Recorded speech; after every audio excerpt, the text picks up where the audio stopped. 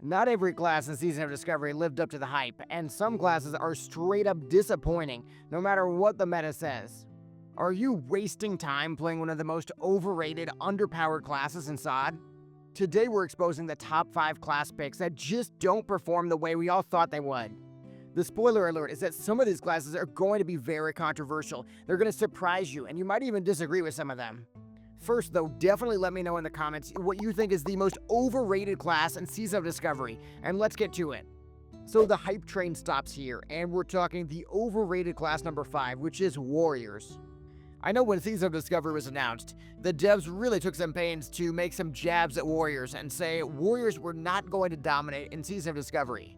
But frankly, I didn't believe the devs, and I don't think you guys did either. See, after experiencing these years of Classic, where we learned how Warriors scale so well with better gear and world buffs, and it felt like just by the endgame of Season of Discovery, it was inevitable that Warriors were absolutely going to dominate. But jumping ahead to Phase 6 of Season of Discovery, the Warriors, they really should be at their best right now. But instead, with the dual-wield build, their damage is just barely scratching the top of the charts. Really, the only chance Warriors have to crack the top 5, the top 7, of course they gotta have a two-hander now, but they've also really gotta have full BIS too. Immediately, there's these 3 major problems that jump out to me. The first is that Warriors have lost their nostalgia feeling.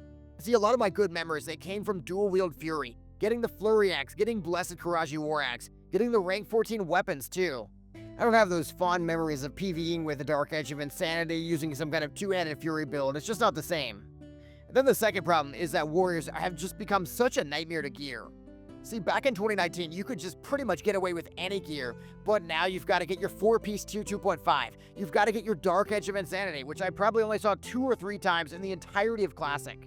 Then after all that gearing, your projected damage might only be top 5, top 6, and by the time you have all that gear, everybody's already bored of the phase. They're already looking ahead to Phase 7 and the new Naxxramas content, the new Karazhan content. Warrior mains, I've got to ask a question. Do you really think it was all worth it? The third problem, though, is one that might just be specific to my raid, which is that Warriors just always feel like they're experiencing the floor POV in Sod. They die on Twin Imps, they die in Cthulhu, and then guess what? They don't have their world buffs anymore. Ultimately, you're very often ending up with a Warrior that doesn't have world buffs and is underperforming projections. Warrior players, I would love to see you defend your class in the comments, or you could just admit that the Warrior pain is real in Sod. At number 4, answering the question overhyped or overplayed, is Hunters. If you look at things from the Hunter fan POV, Hunters should be getting a lot of hype in Phase 6.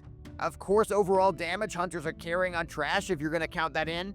And really, on paper, Hunters should be the raid leader's best friend. They can fit anywhere in the group. You don't have to think about raid assignments. Don't have to worry on Cthulhu about where to put them. Just throw them in the raid and they'll be fine. But look closer at those individual boss parses, and Hunters just aren't really performing that well. If you look at the top 10s on any of the AQ fights, there's maybe 1, 2 total Hunters, which is just a far cry from how they used to be. See, the fact that Hunters do overrated damage is one of several problems though. It adds to another problem that has plagued Hunters the entirety of Sod. When everybody else got their shiny new specs and builds, Hunters still only bring one thing to the table, and that's damage. If they don't offer big damage, why would a raid leader want to bring a bunch of Hunters? Then there's an even bigger pet peeve of mine that has really made Hunters overrated to me.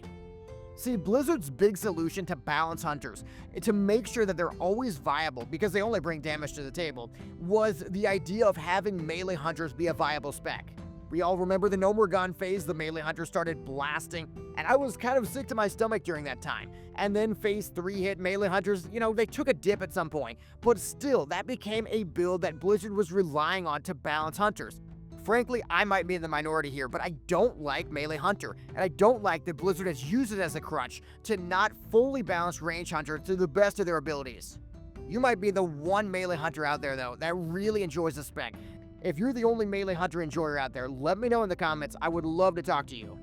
So at number 3 on our list of classes that will surely be good at some point, we have the Ret Paladins.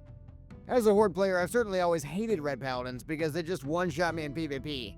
But for the sake of this video, I did as much unbiased research as I could, and what I learned about Ret Paladins was shocking. In my research, the clear first overrated aspect of Ret Paladins is that their damage output is not actually that good. You'll see all sorts of simulations that say Ret Paladins are good or even great at dealing damage. See, those sims are wildly optimistic because the actual Ret Paladin experience, it's running around chasing bugs, running around Cthulhu. You know, the things that make intricate timing and skill-based melee rotations a little impractical. So their damage is bad, but what about Ellie Shamans? Well, there's the fact that Ret Paladins have been blown away by Ellie Shamans this phase, to the point where it's almost laughable. Ellie Shamans have better damage, and they don't end up dead on fights like Cthulhu, which is a huge plus. So at number 2 on the overrated list you pray your class is never on, we have Enhanced Shamans. For quick reference, a full BIS Enhanced Shaman does at minimum 500 less DPS than the top DPS classes, but some sims say it's up to 1,000 damage. The reason why that is probably because of the Alliance.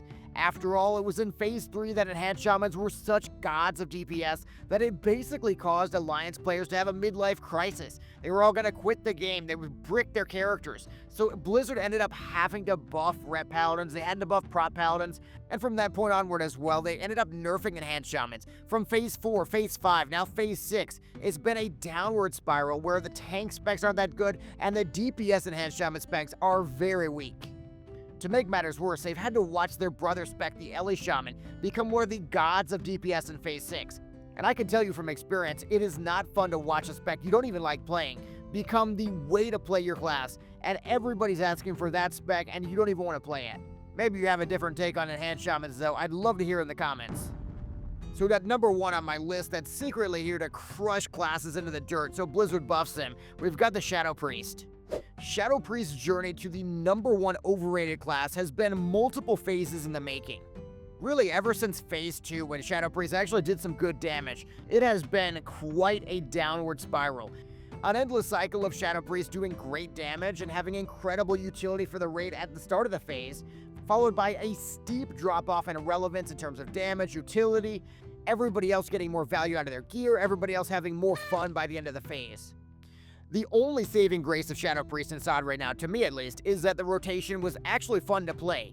The idea of auto-refreshing your dots, having big focus on things like Mind Blast, spells that are actually fun to press. But even that now has been impacted by the way the fights work in AQ40. See, a bunch of the fights have intermissions, they have breaks, they have things that cause you to have to refresh your dots, so it's defeating the purpose of that smooth and fun rotation. That means not only are Shadow Priests in the basement, but they're not as fun to play as they used to be either. If you think I got Shadow Priest wrong though, let me know where I messed up. Or if I nailed this take, feel free to let me know your overrated class that you're definitely going to avoid this phase. So Season of Discovery has shaken up the meta like never before, and not everybody's coming out on top. What do you think about my picks? Do you agree with them? Do you disagree with them? Or is your class still the GOAT no matter what anybody else says? Hit that like button, drop your hottest takes in the comments, and don't forget to subscribe for more Phase 6 and even Phase 7 chaos too. I'll see you in the next one.